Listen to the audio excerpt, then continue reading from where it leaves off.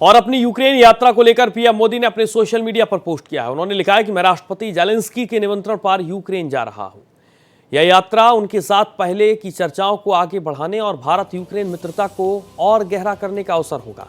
हम चल रहे यूक्रेन संघर्ष के शांतिपूर्ण समाधान पर भी अपने विचार साझा करेंगे। एक मित्र और साझेदार के रूप में हम इस क्षेत्र में शांति और स्थिरता की शीघ्र वापसी की आशा करते हैं। तो देश के प्रधानमंत्री नरेंद्र मोदी ने एक्स पर पोस्ट किया है, एक मित्र और साझेदार के रूप में हम इस क्षेत्र में शांति और स्थिरता की शीघ्र वापसी की कामना करते हैं। मैं राष्ट्रपति जेलेंस्की के निमंत्रण पर यूक्रेन जा रहा हूं। यह यात्रा उनके साथ पहले की चर्चाओं को आगे बढ़ाने और भारत यूक्रेन मित्रता को और गहरा करने का अवसर होगा। हम चल रहे यूक्रेन संघर्ष के शांतिपूर्ण समाधान पर अपने विचार साझा करेंगे। एक मित्र और साझेदार के रूप में हम इस क्षेत्र में शांति और स्थिरता की शीघ्र वापसी की आशा करते हैं। तो प्रधानमंत्री नरेंद्र मोदी ने एक्स पर पोस्ट किया है। उन्होंने लिखा है, मैं राष्ट्रपति जेलेंस्की के निमंत्रण पर यूक्रेन जा रहा हूं। यह यात्रा उनके साथ पहले की चर्चाओं को आगे बढ़ाने और भारत यूक्रेन मित्रता को और गहरा करने का अवसर होगा। हम चल रहे यूक्रेन संघर्ष के शांतिपूर्ण समाधान पर भी अपने विचार साझा करेंगे। एक मित्र और साझेदार के रूप में हम इस क्षेत्र में शांति और स्थिरता की शीघ्र वापसी की आशा करते हैं।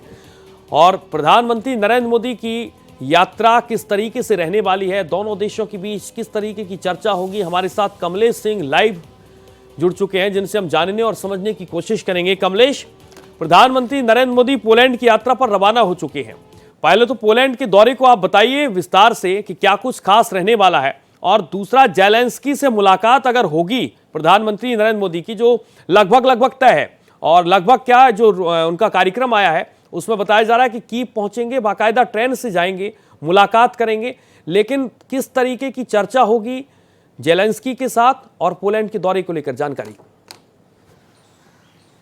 देखिए, बेहद महत्वपूर्ण दौरा है, और दौरा इसलिए भी महत्वपूर्ण है इसलिए कि आपको याद होगा कि आज से जब 6 सप्ताह पहले जब प्रधानमंत्री ने रूस का दौरा किया था, तो उसके बाद यूक्रेन के राष्ट्रपति जेलेंस्की ने बहुत कड़ी टिप्पणी की थी, और खासकर यूरोप और इसके अलावा यूएस की ओर से भी एक बहुत सदावर टिप्पणी आया था, जिसके बाद ये परसेप्शन पूरे वर्ल्ड में जाने लगा कि भारत रूस की तरफ झुक रहा है।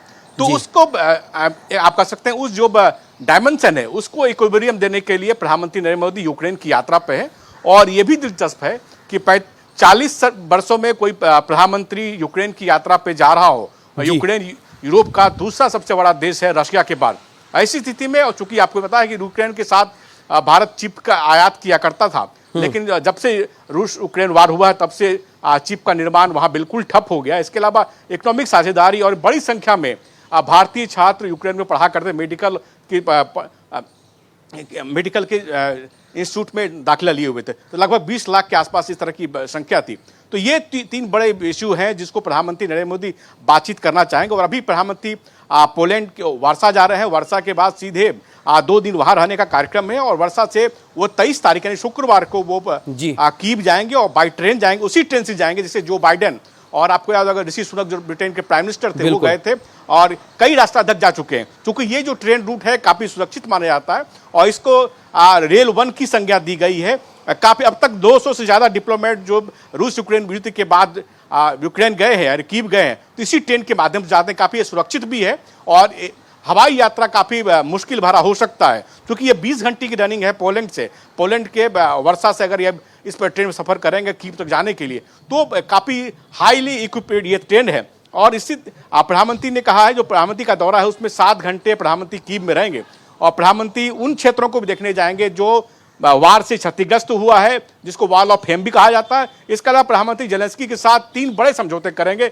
इकोनॉमिक के क्षेत्र में पॉलिटिकल मैसेज तो जाएगा ही जाएगा। इसके अलावा छात्रों, जो बड़ी संख्या में छात्र अभी भी रह रहे हैं कीव में, पढ़ाई कर रहे हैं, उनके संदर्भ में कुछ वार्ता हो सकती है। हालांकि इस बात का पूरा ब्यौरा नहीं दिया किन किन बातों पर चर्चा होगी, लेकिन जाहिर सी बात है जो एक्सपोर्ट इंपोर्ट था भारत और कीव के बीच वो चिप एक्सपोर्ट में उसमें उसको लेकर भी बातचीत हो सकती है। बिल्कुल कमलेश, पोलैंड को लेकर जी। सभी की निगाहें हैं क्योंकि पोलैंड में जिस तरीके से आईटी कंपनियां भारत में माफ कीजिएगा, भारत यहां पर पोलैंड में रोजगार मुहैया कराता है, इसको लेकर भी चर्चा हो सकती है क्या, खासकर आईटी कंपनियों को लेकर पोलैंड में? कमलेश जी जी बिल्कुल, आपने ठीक कहा कि कई पोलैंड की आईटी कंपनियां हैं जो भारत में निवेश करना चाहती हैं और प्रधानमंत्री जब जाएंगे तो वहाँ निवेश का न्योता देने जाते हैं। प्रधानमंत्री जहाँ भी जाते हैं तो निवेश का न्योता देने जाते हैं। कई आईटी कंपनियों को पहले ही इंडिया में उस अपना एस्टेब्लिश कर चुके हैं चाइना को छोड़कर। तो पोलैंड में एक बड़ा आईटी हब भी है। तो भारत चाहेगा कि पोलैंड की जो इकोनॉमी है उसका निवेश इंडिया में भी हो और निश्चित रूप से इसका एक मैसेज है चूंकि पोलैंड कीव के साथ खड़ा दिखा है और कहीं ना कहीं जो पश्चिम देश है जिस बात से घबराहट रूस के दौरे के बाद, प्रधानमंत्री की रूस दौरे के बाद हुई थी पश्चिम देशों में, वो घबराहट शांत होगी और एक स्टेबिलिटी और पीस की एक नई शुरुआत हो सकती है। चूंकि रसा भी भारत का परंपरागत दोस्त रहा है और पूरी दुनिया मान के चल रही है कि अगर भारत कोई पहल करता है तो हो सकता है कि शांति की वार्ता दोनों देशों में हो सकती है। इस तरह की उम्मीद पूरी दुनिया में प्रधानमंत्री नरेंद्र मोदी के इस दौरे से लेकर की जा रही है। भारत और पोलैंड के बीच में अगर व्यापार को हम देखें तो 2023 में व्यापार में काफी इजाफा हुआ है। व्यापार को लेकर भारत का किस तरीके का रुख रह सकता है पोलैंड को लेकर?